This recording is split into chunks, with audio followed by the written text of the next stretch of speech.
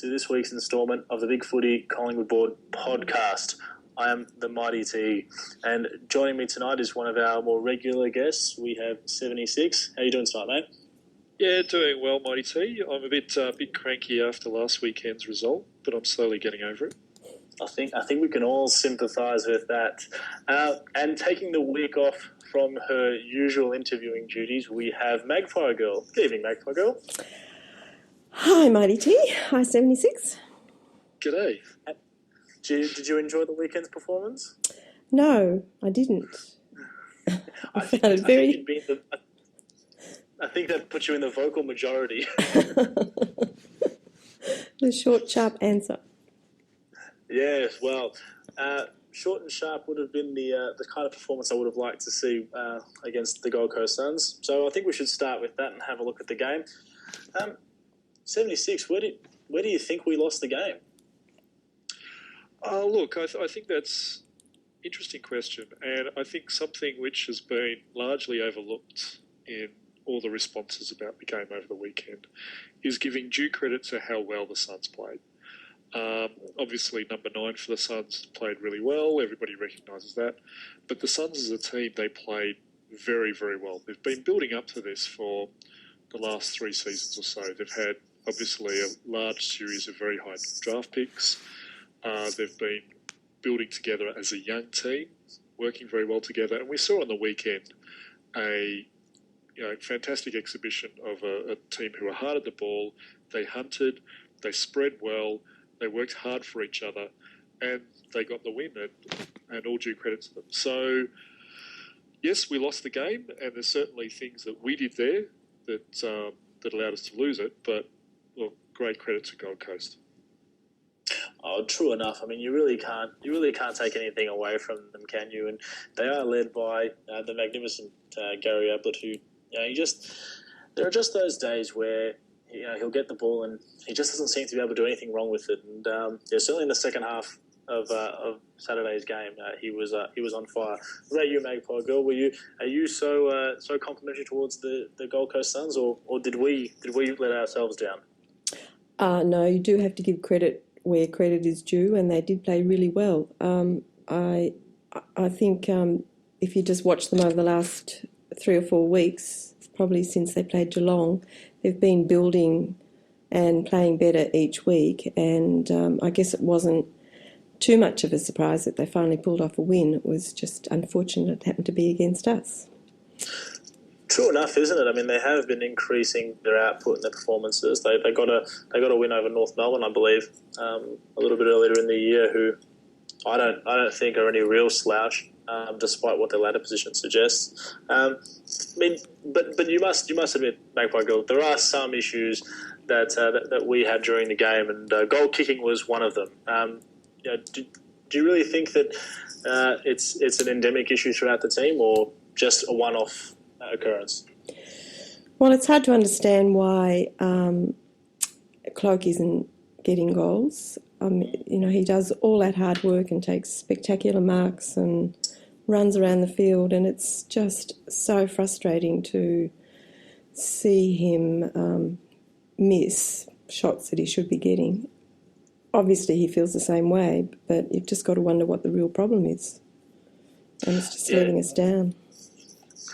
76. I mean, do you think it's a mental thing, or do you think it's potentially a technique thing for Clokey?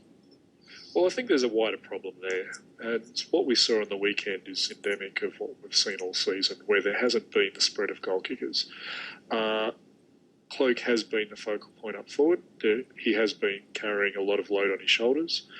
And look, we have seen in the last few weeks with Reid going up forward on occasions that not only is Reid kicking goals, but he's also providing a bit of relief for Cloak, where Cloak isn't double teamed all the time. Although I have to say that Cloak was pretty impressive on the weekend with being able to hold off 2 defenders on many occasions.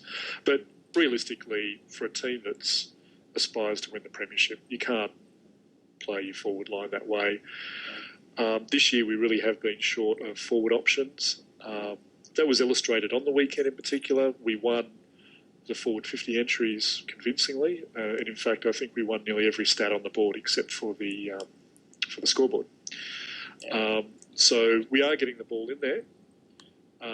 What we aren't doing is converting those into goals. Now, we come across some slightly unfortunate news today where we've been informed that Geoff Walsh will be resigning from the club after 7 years of service. He was part of the group that led us to our 2010 premiership. 76, how do you see this loss? How does it affect the club? And, is this going to have an impact on the rest of our season?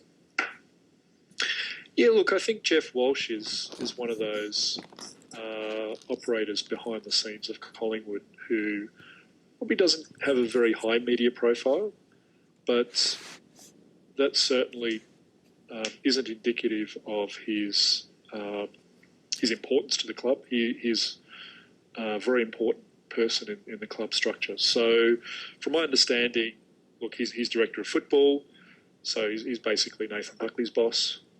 And, Geoff Walsh is the bloke who's responsible for holding the whole football department together, negotiates contracts with the player managers. He certainly, on the rare occasions we have seen him in front of the media, he's a straight shooter. He's somebody I think... he's the kind of bloke that you want on your team, who can just, no nonsense, get things done. I think that, look, I don't know that I don't have any insight into what his role is on a day-to-day basis, but I'd be surprised if it would make that much difference on a day-to-day basis. I think that Geoff Walsh is a big picture role, makes appointments, puts structures together. So this will affect the club in a more long-term basis than an immediate basis. Now, on behalf of all the Collingwood fans, I'd like to thank Geoff for the work he's done for the club and his commitment and dedication to our cause over the last 7 years. And I'm also led to believe that he'll be sticking around in some capacity, I'm assuming perhaps to work through player contracts, etc., towards the end of the year. So he's not. Absolutely, and obviously a key one there is the DThomas contract. So we have to assume that he'll be helping out with the negotiations there. Now, with that out of the way, we look towards the GWS game on the weekend, and Magpie Girl, this must fall under the must-win category for us. Absolutely. Never a truer word spoken. It is the ultimate non-negotiable. Tell us 76. A bit. Sorry, what was that, Magpie Girl? I was just going to say it'd be total meltdown if we were not to win this week. If somehow we were to end up with a less than satisfactory result, I don't think I'd be visiting the forum for at least a few days until it quietened down. I think.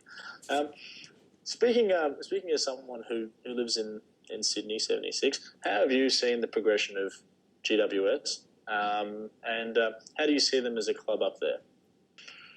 Realistically, I don't think we can expect anything great of GWS as a club, before, say, 2025 or 2030. It's going to take a long time, just like we saw with the Swans. And look, what's really disappointed me about the AFL's approach to Western Sydney is that, look, AFL were making a power play here to get into the middle of rugby league heartland and try and establish a presence. I think the AFL would have been far better off if they'd established a team down in Tasmania, called the Tasmanian Devils. They would probably have 4 or 5 times the number of people going to the games every weekend than what they're getting in Western Sydney today. So there wouldn't have been that lead time in just establishing a club, establishing a presence, and I think that would have been more successful and probably more palatable to the greater AFL community. So look, it's a real struggle. I think they'll get there eventually. The AFL claim they've got a long-term plan, 20-year plan. I hope that really is the case, not expecting short-term results because they're not going to get it. Yeah, and I certainly hope they're not. They haven't got into this venture thinking that it'll be an instant success story. And look, the team will certainly improve, and hopefully the crowd start coming with it. But from what you've painted, it seems as if there is a sense of, well, why, from the Sydney people, why would we support a team when we have our teams that we support already? It's certainly going to be fascinating to watch their progression on a larger scale over the next few years. Turning our attention to our side of things, Magpie Girl, how do you think we can improve from this past weekend's performance? And obviously the areas are many. Where do you see us winning the game against GWS? Oh, okay. Well, first of all, we have to kick goals. Yeah. I would like to see a bit more cohesion in the team.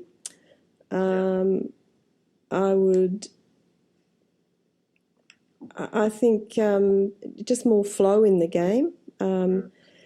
It's always a little frustrating down on the forward line, as we mentioned earlier, that there's no one there crumbing the ball. I think we missed Blair last weekend, although I know a lot of people don't like him, but I do. I think he's a good grunt player. That he is, he is, absolutely. And hopefully we'll have some others back from injury. The back line will be a bit more stable. It's just... Do you think were there any particular players who you felt didn't play well against Gold Coast? I mean, the media has highlighted Travis Cloak as one such player. Do you think there's anyone who didn't play that well against Gold Coast that should be looking to up their game this week against a hypothetically weaker opponent? Well, I didn't think Witts played well at all. He was very lumbering, and I find him a bit hard to watch most weeks anyway. Frustrates me that he doesn't seem to get off the ground. Relies on his heart to touch the ball. Who else? The midfield seemed to have a bit of trouble playing together when you compare it to the week before, when it was so exciting to have Beams out there and have the four of them all running around and being there for each other. Somehow or other that just didn't flow last weekend. I don't know whether it was an attitude thing, or they just got taken by surprise, or that they couldn't get into the rhythm of the game last week. Yeah, it almost seemed like they were always under pressure, and then that made them a bit more erratic with their disposal. I like what you said about Witts, though. He has that tendency. You use the right word, lumber around. He doesn't seem to cover a lot of ground, but I think he's certainly someone worth pursuing. In we have our own little giant to use against them this week, so I'd like to see him stay in the best 22. 76. Where do you think we'll end up winning the game? Is it just a case of experience being too good for the younger bodies? Oh, look, I think if I can just answer the question you posed earlier about what players really need to step up. And, sure. So one I'd really like to single out is McCaffrey. I think he had a poor game against the Suns. I think, look, he's obviously been used as a tagger to some effect this season. But, look, I think that he is still way down off his 2010 form. Yeah. Obviously, he was out for a couple of, best part of 2 years with various different injuries. But I think this season he's been able to string a few games together. We really should be expecting him to sort of come on and be able to make an impact. He hasn't. I mean, apart from his, the roles where he's been playing as a tagger, he wasn't very strong in the forward line against the Suns, and we really missed that. And as I said earlier in my remarks about how we really need to start hitting the scoreboard, we need to share the load scoreboard. Players like McCaffrey really need to step up, and now's the time for him to do that. So he's somebody that I really think needs to have a big game if he does make selection this week. There's two others who I referred to as well, and I think they're just topical. It's been great to see Keith and Goldsack back on the park. Keith, obviously, after 12 months out of the game, it's good to see him. He obviously didn't have a strong game. In fact, I thought he had a fairly poor game. But, I mean, look, you can't be harsh on the guy. He's only played, well, the Suns game was his 15th AFL game. Yep. So, look, he's going to take a while before he finds the form that we were getting used to around about, was it round 5, round 6 last year, where he was, dominating the key defender position in the absence of Reid and Brown. So hopefully he's able to pick that up in the coming weeks, because we really need him to, particularly against the strong opponents, not this weekend, but the 3 weekends thereafter. Yeah, absolutely. I think that your point is valid in regards to guys like Keith and McCaffrey coming back from injury. I've long held the belief that us Collingwood supporters, we build this mystique around players. The longer they've been injured, the better they are. I remember all the hype about Sean Rusling. The longer he was out, he became the best forward in the competition that was going to win Coleman medals. and look, I mean, again, Keith played some good football. We do have to keep it in perspective. But look, I think you're right. I think we can expect an improved performance from him. And Dane Beam's in his 3rd game back, so hopefully we can put it all together and get the result we're after from against the Giants. Absolutely. Which leads us to everyone's favourite segment, the quick questions. And I'm going to start with you, Magpie Girl. Yes. Do you think leading teams is having a negative influence on the club? No, I don't. But I also don't really know. I think in an instance like this, you just need to trust the club to be making the right decisions for the club. And they've decided to go with leading teams. And even though it appears that there's a lot of discontent, it's what the club wants to do, and I just feel you've got to trust the club. What about yourself, 76? Look, yeah, I agree with that. I think that, I mean, look, any speculation that leading teams is causing instability or whatever, I don't think we've seen any of that come out of the club. I think it's always all been speculation, from people looking for reasons for poor performances, and putting 2 and 2 together and coming up with 10. Look, like Magpie Girl, I trust that the club is able to make the right decisions on these things, and that if leading teams was destabilising or a negative influence on the club, then I'm sure that they would cut ties there. So we don't know, but given that leading teams are still there and still operating as far as we know, then you'd have to say that no, they're not a destabilising force. What about you? What about you there, Monty? Look, I'm not privy to the knowledge within the club. I'm not there on an everyday basis, so I couldn't rightly tell you how people react. But I can say from what I have ascertained, from leading teams and what leading teams is about, that there would be potential for some individuals not to like that particular process. And whether or not that's happening at Collingwood, again, it's purely speculation. But, I think you're right. I think people do grasp at straws when we're not performing very well. And realistically, only the club will know best whether this is working for us or not. All right, on to the next question. 76, should Ben Reid have moved into the forward line earlier last week? Look, that's a very interesting question. I think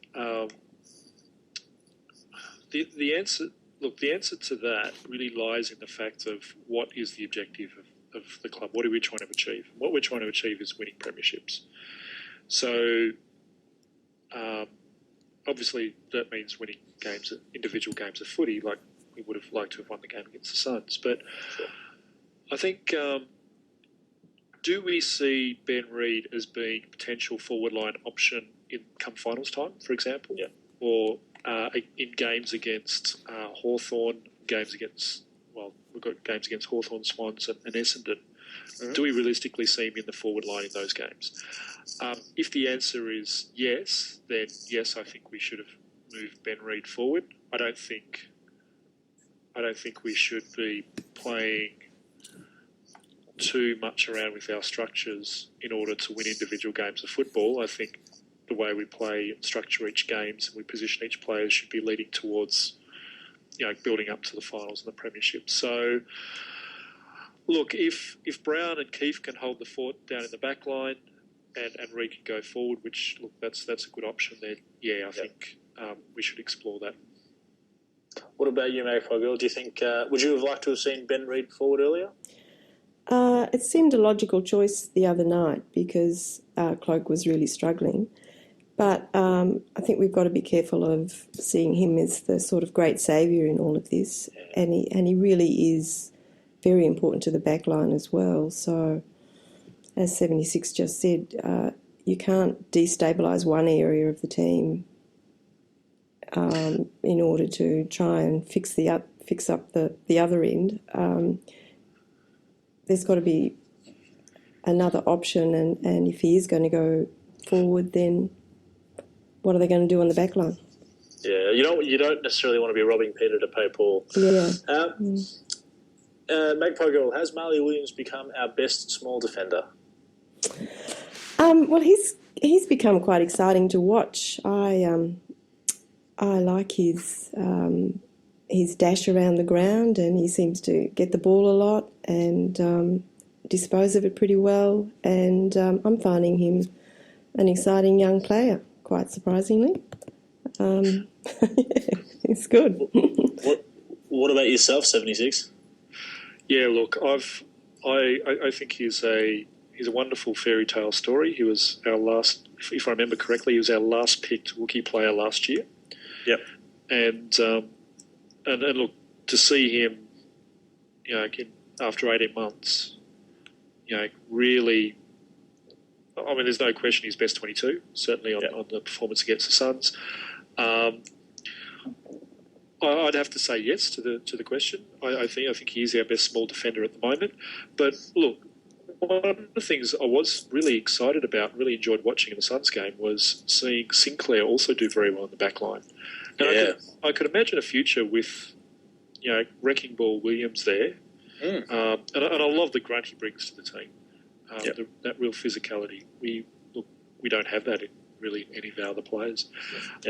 But having Sinclair there alongside him, just look, he's a different kind of wrecking ball, really, isn't he? But look, I really was excited during the Suns game to sort of watch those two players in action, and I kind of really thought, gee, this is the future of our back line, and that's potentially an exciting future. Absolutely, and much like Tuvi, I'm never entirely confident with those two gentlemen having the ball in hand, but I don't mind watching it at the moment, and I think they're doing quite all right. Should Brodie Grundy be selected this week in the seniors, 76?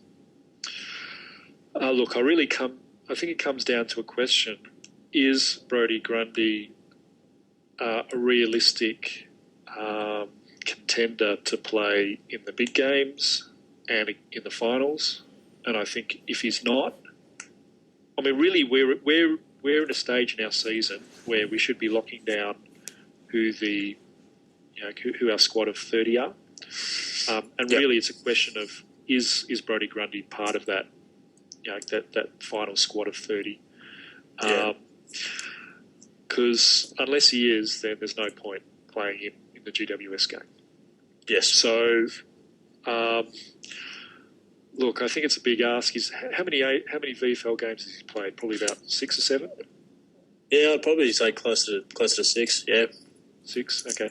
So for him to come in and have an impact in finals, I mean, look, really there has to be huge question marks over players like Lynch and Jolly for Grundy really to get a look in. If we expect Jolly to come back fully fit, towards the end of the season, and if we're confident that Lynch can turn it around, then I really don't see. I think it's probably best to put Grundy on ice for next season.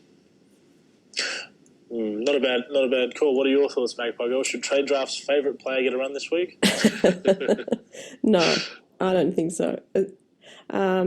As much as I struggle to watch Wits, he seems to be the better alternative at this point in time, and he needs the match practice and the game time and the experience. So I don't think absolutely. Absolutely, I couldn't agree more with that.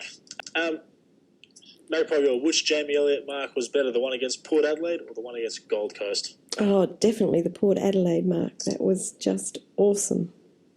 Yeah, it was pretty good. What about yourself, 76? Are we unanimous on this? We are unanimous. Yeah, very good mark, the Port Adelaide one. I hope he gets a car out of it, actually. And the final question of the show. If we miss the finals, should we consider this year as a failure? 76?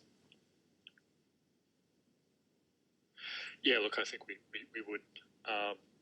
We going into the start of this season, we would have considered ourselves to be genuine premiership contenders. We would have seen ourselves as having scope to improve upon last year, and I think to not even make the finals, if that did happen, then yeah, absolutely, that's a failure. But saying that, look, I don't expect that to happen. I think we will scrape into the finals. We're currently sitting 2 games ahead of ninth position at the moment. So we do have a tough run home. There are 1 or 2 games that we should be able to win. We should be able to win the 1 or 2 games needed to cement our spot in the finals. Yeah, it's a very good point. What about yourself, Magpie Girl? Will it be a failure this year if we miss the finals? Yeah, I think if we miss the finals, it would be. We always start out with the expectation that we'll, be playing in the grand final, and we tend to adjust our expectations as the year goes on. But to not be in the finals at all, I think would be really disappointing. Yeah, I'd have to concur with that line of thinking. For a team that would have considered themselves a chance at a premiership this year, injuries or not, missing the finals is probably an unacceptable result. Not that I think we'll miss, but it is a hypothetical at the moment because mathematically we are still a chance to miss out. Yeah, look, I think it's also instructive to have a look at those teams around us at the start of the year. So we saw ourselves as genuine, having a genuine tilt at the premiership this year, as did teams like Adelaide and West Coast. And certainly they've fared a lot worse than what we have. But if you have a look at other teams, like obviously Hawthorn and Sydney, who also fancied themselves as being premiership contenders in 2013, and they're living up to those expectations. We're kind of been in the middle of all of that, and we can go either way. We can either crash and burn towards the end of the season or just peter out, or we can get our act together and have a genuine tilt at the finals. Once we do make it to the finals, then it's a whole new ball game. Yeah. Game on. Yep, I agree. Yeah, absolutely. We know what our team is capable of in September. So, no, I'm very much with you on that 76. I think we'll be able to get our act together and have a good crack at it. But it would be sorely disappointing if we missed the finals this year. Now, I believe that brings us to the close of our program for another week. Thank you very much, Magpie Girl, for taking time out of your usual interviewing duties to be part of the panel tonight. Thank you, Marty T. It's been an absolute pleasure. And 76, as always, it is my pleasure to have you aboard. Great to be here. Thank you. No worries, guys. This is the Mighty T signing out after another week in Collingwood football. Keep tuning in, and we'll see you again soon.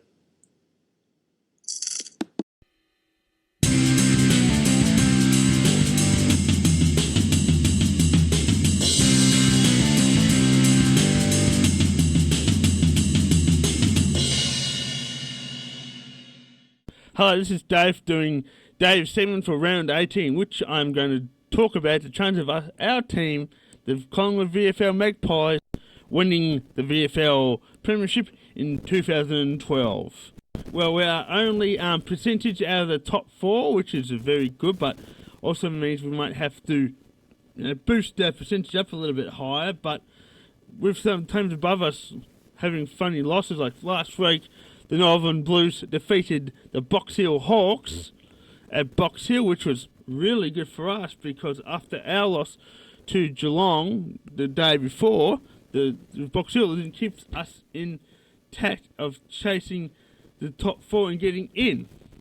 But our next 2 games are huge for us. We're playing the second and top 2 teams in the Casey Scorpions, which at Casey absolutely flogged us because we didn't have a good structure. Well, we might have the same problem this weekend because Grundy has gone up to play the AFL, exactly what it should be because he's a great player, but it leaves us with no ruckman.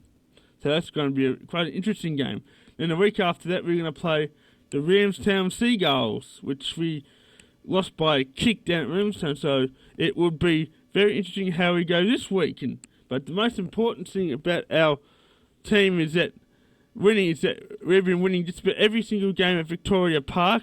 Only one game against Frankston that we coughed up, but we've won every single game since then, so that's fantastic. But so that's my segment, and I'll do my round 19 one next week, and I hope you enjoy this. Bye.